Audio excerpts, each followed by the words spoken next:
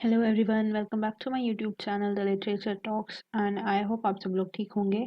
आज की इस वीडियो में हम लोग रविंद्रनाथ टैगोर की poem where the mind is without fear discuss करने जा रहे हैं। रविंद्रनाथ टैगोर अपने टाइम के बहुत ही बड़े राइटर रह चुके हैं। वो 7th में 1861 में बॉर्न हुए थे और एक राइटर होने के साथ साथ वो एक पॉलिटिकल थिंकर, एक सोशल रिफॉर्मर, एक पेंटर और एक म्यूज़िक कंपोज़र भी रह चुके हैं। रविंद्रनाथ टैगोर ने बंगाली लिटरेचर में बहुत काम किया है। उन्होंने बंगाली में बहुत सारी पोएम्स लिखी हैं और वेस्ट बंगाल में उन्होंने अपना एक एजुकेशन सिस्टम, एक स्कूल खोला था, इंस्टीट्यूट ओपन किया था जिसका नाम था शांति निकेतन। उन्हें लिटरेचर में नोबेल प्राइज़ भी मिल चुका है और जो ये नोबेल प्राइज़ है वो उन्हें उनकी कलेक्शन ऑफ पोइट्री, जिसे गीतांजलि कहा जाता है, उसके लिए मिला था। तो आज हम जो पोएम डिस्कस करने जा रहे हैं वो भी गीतांजलि की पोएम्स में से एक पोएम है जिसका नाम है where the mind is without fear, जो कि बंगाली से इंग्लिश में ट्रांसलेट की गई है बाय विलियम रेडाइस। ये जो पोएम है ये गीतांजलि की 35th पोएम है और इसकी वाइड स्प्रेड पॉपुलैरिटी का रीज़न ये है कि इसमें पोएट जो है वो अपनी कंट्री के बेटरमेंट के लिए प्रे कर रहे हैं। ये जो पोएम है इसे कई बार एक प्रेयर के तौर पे गाया जाता है जब बहुत सारे लोग गैदर होते हैं या किसी मिशन पे जाते हैं तब, ताकि वो अपने कंट्री में एक ब्राइट फ्यूचर देख सकें। ये जो पोएम जब लिखी गई थी तब ब्रिटिश रूल चल रहा था और उसके चलते टैगोर ने जो इस पोएम में बात की है वो हमारा जो मेन गोल था उस चीज़ के चलते वो फ्रीडम था। और हमें इस पोएम में देखने को मिलेगा कि फ्रीडम का इस पोएम में मीनिंग अलग है। इस पोएम में फ्रीडम जो है वो कोई पॉलिटिकल डेफिनेशन नहीं है, लेकिन टैगोर की इस पोएम में जो फ्रीडम का जो आइडिया है वो सिर्फ लाइंस या बॉर्डर्स में नहीं है जो कि एक मैप में ड्रॉ किए जा सके। तो हम अपनी पोएम स्टार्ट करते हैं। A land uncrippled, whole uncramped by any confining wall। इस लाइन्स में वो कह रहा है कि उसके उनके लिए जो वर्ल्ड है वो वर्ल्ड वो जो वर्ल्ड इमेजिन कर रहा है उस वर्ल्ड में कोई बॉर्डर्स नहीं एग्जिस्ट करते। जिस वर्ल्ड में बॉर्डर्स हैं वहाँ वो वर्ल्ड फ्री नहीं है।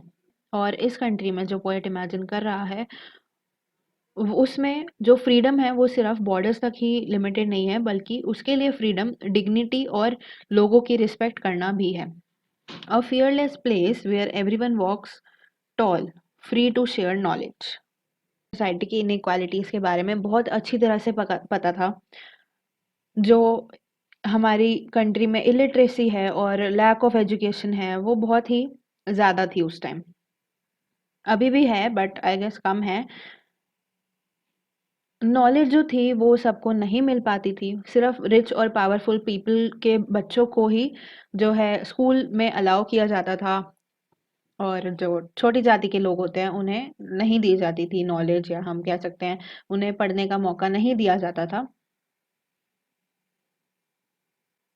तो इन लाइनों में पोएट ये कह रहा है कि उसका जो इमेजिनरी वर्ल्ड है वो उसमें ये चाह रहा है कि वो एक प्लेस बने जहाँ पर हर इंसान बिना डरे रह सके और वहाँ हर एक इंसान को नॉलेज मिले और वो नॉलेज उसे फ्री मिले।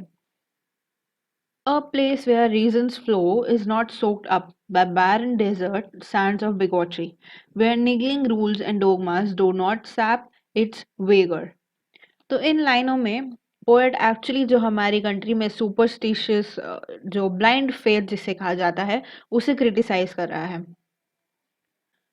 पोएट कह रहा है कि उसकी जो इमेजिनरी कंट्री है उसमें रीजन, रैशनैलिटी और लॉजिक को प्रायोरिटाइज किया जाएगा। यानी कि हमारी जो अभी कंट्री है, इंडिया है, उसमें सुपरस्टिशन बहुत ज़्यादा है, लोग ब्लाइंडली फेथ करते हैं कई चीज़ों पे।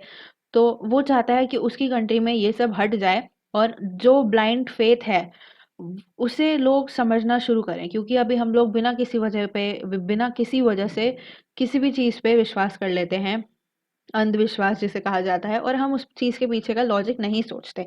लेकिन पोएट चाहता है कि उसकी जो कंट्री है, उसमें लोग पहले लॉजिक ढूँढें, बाद में उन चीज़ों पे विश्वास करें। सुपरस्टिशंस को, जो लोग इन सुपरस्टिशन को फ़ॉलो करते हैं, उन्हें डेड हैबिट और डेज़र्ट सैंड्स कह रहा है। और जो सुपरस्टिशन से पोएट का मतलब है, जो सती प्रथा और विडो रीमैरेज जो चीज़ें थी, वो जो चलती थी, उन सबको वो कह रहा है कि वो चीज़ें हैं जो सुपरस्टिशन है। वो चीज़ें जो हैं वो डेड हैबिट हैं, वो डेज़र्ट सैंड है। तो by millions of were rippled by millions of varied aspirations, a great river of action urges through. Bring India to that heaven, wake this land. तो इन लाइंस में टैगोर ने, जो पोएट ने metaphor use किया है sleep का, वो डिस्क्राइब कर रहा है उसकी कंट्री की सिचुएशन को, उस सोशल इवल्स को, इनइक्वालिटीज को, ऑपरेशन को जो हमारी कंट्री में हो रहे हैं। वो कह रहा है कि हमारी जो कंट्री है वो स्लीप में ट्रैप्ड है, इसको फ्री करने के लिए इसे जगाना पड़ेगा। और वो कह रहा है कि हमारी कंट्री तभी जगेगी जब मैंने जो पोएम में बातें लिखी हैं, हम उन्हें, उन आइडियाज को वर्क करना शुरू करेंगे। जब उनके बारे में बातें करना शुरू करेंगे, तो हमारी जो कंट्री है वो अवेक होगी, वो उठेगी, वो अभी नींद में है। और वो चाहता है कि उसके लोग जो हैं, उसकी देश के लोग जो हैं, वो उसकी सुने और एक आइडल कंट्री क्रिएट करें। Okay, so that's all for today guys. जो पोएम है वो यहीं ख़त्म होती है। आई होप आप लोग को ये पोएम समझ आई होगी, अच्छी लगी होगी। अगर आपको ये पोएम समझ आई है, अच्छी लगी है, so don't forget to like the video, do subscribe the channel for more, and do comment if you have any queries. Thank you so much. Bye bye.